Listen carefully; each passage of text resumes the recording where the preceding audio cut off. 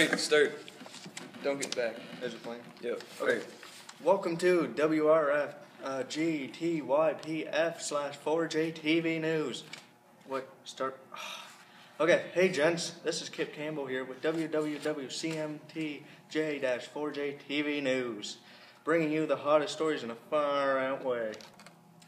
We have a few interesting topics for all you viewers out there today. But before we delve into these topics that could change your life, we have a birthday in the studio. It's our very own Antoine Pewterschmidt.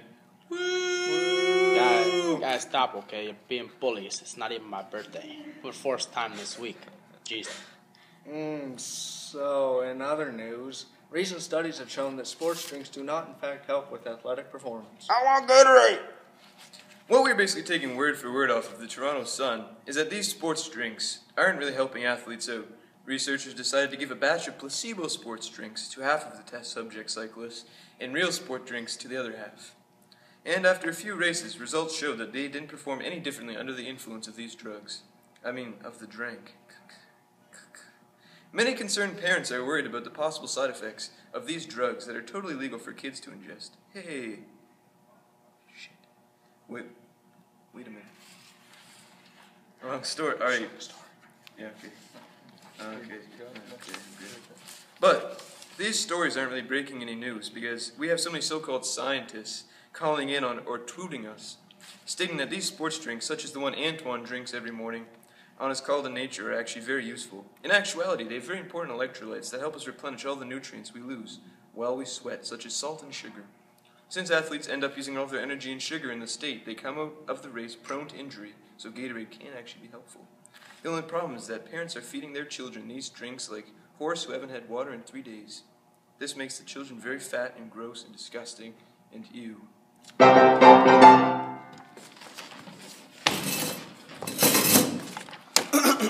This just in, a Danish culinary school is being fined 6,000 smackaroodles for forcing a Muslim woman to eat pork. "I don't want to, it's grody," exclaimed the woman. The 24-year-old student felt she was forced against her culture. She felt like she was going against everything that she had lived for. Muslims feel that pigs are naturally unclean and lazy. For example, pigs enjoy playing in their own feces and eat basically everything. Just like Antoine. Hey, stop it, boys. So the Muslims feel that they will become lazy and dirty as well. The school had made her,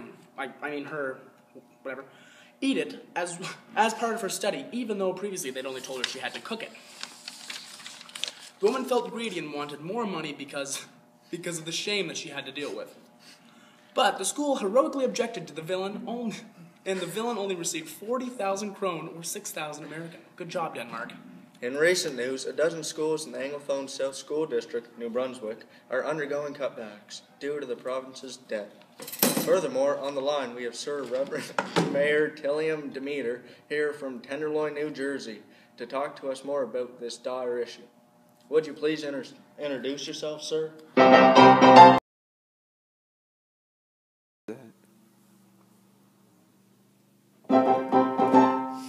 Absolutely. Hey there, folks. This is Sir Tilliam Demeter calling on behalf of the recent school closures in New Brunswick. To be quite honest, I have no idea where New Brunswick even is, but this story's been crowding up my MSN feed. Here in Tenderloin, we believe in 3 things: education, kindness, and tenderloin. I was raised alongside my fellow Tenderloinians in an upstairs of a music store where I developed my love for education. And tenderloin, of course. We never had much besides tenderloin when I was growing up, so I quickly began to admire education. Well, how do you feel about the lack of funds for these schools? Well, of course I feel terrible about this situation. It is every child's right to have a proper education. However, with New Brunswick being in the economic crisis it is currently suffering from, cutbacks are sure to be made. Well, apparently, roughly 786 young children would be required to travel far out of their way to attend school. This is obviously unacceptable. Right you are, Kippy. However, unless these economic issues resolve quickly, there is unfortunately inevitable. I completely agree with you. We have no need for schools with an underwhelming population of students when they can be compiled into one school for a minimum amount of funding. What do you think the parents of these students will do as a reaction? Well, from what I've seen in my MSN, parents are puking colors all over their school so that it looks like they're an important community. This is a colorful approach to a serious problem. However, the problem is not with the community as much as it is with the province as a whole. That is very true, Sir Demeter. Thank you for speaking with us today live from Tenderloin, New Jersey. Oh, goodness. Thank you for having me here today. My fellow Tenderloinians and I are honored. We'll be right back after these short messages.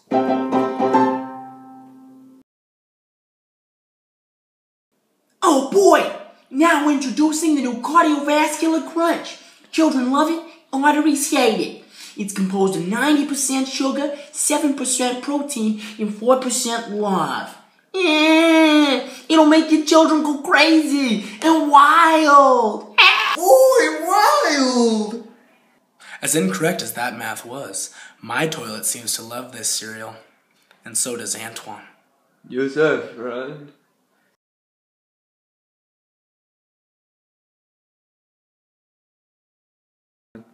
Hey everyone, welcome to a new episode of Foot or Kitten. With us today we have Wendy Day here, author of the New York Times bestseller, Tales from Being Pushed Underwater by Your Uncle Jerry. Now Wendy, is this a foot or a kitten? That is a kitten. Oh, nope, that was a foe. Stinky. That was a foot. Join us next time on Foot or Kitten. News. U.S. sanctions are really damaging the economic state of Russia. As the Americas distance themselves from Russia, Russia is making deals with China to try and make some sort of money.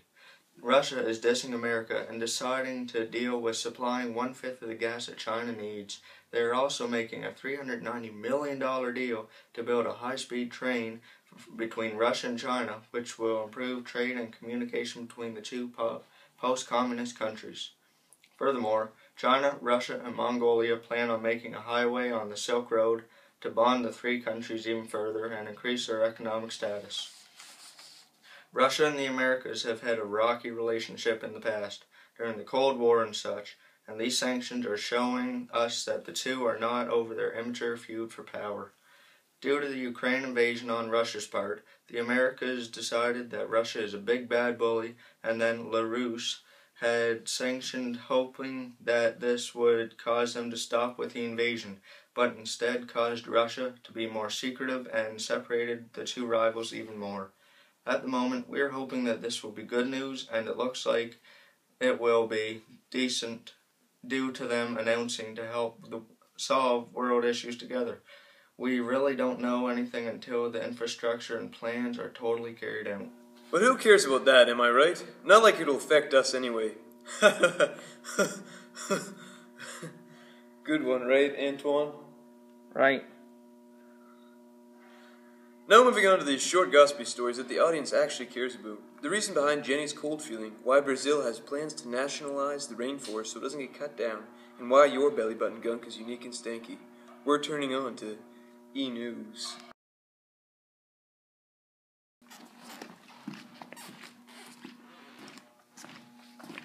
Oh, hey everyone. Nice to see you out here, all of you valued fans and such. It's nice to have such a supportive crowd tonight. Jeez, you guys, you sure are loud. Whew. Alright, where are we? Hey everyone! Guys, I can't concentrate on all of that noise out there. Alright, restart. Alright. Hey everyone, Elijah Montgomery here to talk to you about the most important news of the day. Your E-News. Your favorite part of your body has just gotten even more interesting. The belly button has been found to have a rainforest of bacteria inside of it. Since it is one of the hardest places to clean other than your butthole, it is very well known to have a lot of bacteria inside of it. One man who hadn't washed it in several years was found to have 2 types of extremophile bacteria that only grow in Antarctica in the ice and thermal vents. How neat is that? I think that's pretty neat. We have some tweets and opinions from our valued fans on Twitter who wish to tell us what's up before we continue.